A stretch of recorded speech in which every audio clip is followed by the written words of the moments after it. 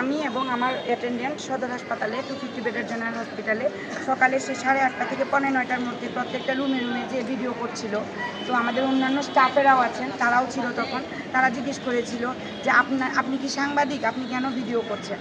তো আমি যখন আমার কাছে সে আসে আমি জিজ্ঞেস করেছিলাম, শুধু এটাই আমার অপরাধ, আমি শুধু জিজ্ঞেস করেছি আপনি কি উপরের ম্যানেজমেন্টের অনুমতি নিয়েছিলেন যে আপনি যে ভিডিও করছেন আপনি এরকম করে ভিডিও করতে পারেন না। সে আমার শোল্ডারের মধ্যে একটা ধাক্কা মেরে দিয়ে সে যখন পালিয়ে যেতে নিছিল তখন আমার স্টাফ সহ সবাই ওকে ধরার চেষ্টা করে এবং সে এক দৌড়ে হসপিটালের কম্পাউন্ড ত্যাগ করে। পরবর্তীতে সে থানার সামনে গিয়ে ওসি সাহেবকে বিভিন্ন ধরনের করার চেষ্টা করে, কিন্তু ওসি সাহেব বলেছেন যে আপনি একটা মানে ওনাকে স্পট দেয়নি বা ওনাকে চান্স দেয়নি। তো পরবর্তীতে আমরা যখন জানতে পারি যে ও আমার নামে একটা মিথ্যা অপপ্রচার চালাচ্ছে এবং সদর হাসপাতালের নামে একটি মিথ্যা অপপ্রচার চালাচ্ছে, আসলে ও এসেছিল 8:30 থেকে 9টার মধ্যে, সব রুমে যে ভিডিও করছিল। আমি শুধু এটাই জিজ্ঞেস করেছিলাম যে আপনি কেন ভিডিও করছেন, আর আপনি যদি ভিডিও করেন আমাদের কোনো অসুবিধা নেই, আপনি কি ম্যানেজমেন্টের অনুমতি নিয়েছেন, আমাদের প্রশাসনের অনুমতি নিয়েছেন? আপনি তো কোনো সাংবাদিক নন। এজন্য সে আমার শরীরে হাত দিয়েছে। আমি একজন ডাক্তার, আমাকে একটা ধাক্কা মেরে দিয়েছে।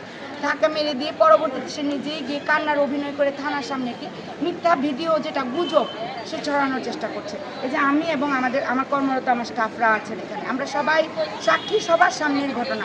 সো এটি অত্যন্ত উদ্দেশ্য প্রণোদিত এবং মিথ্যা।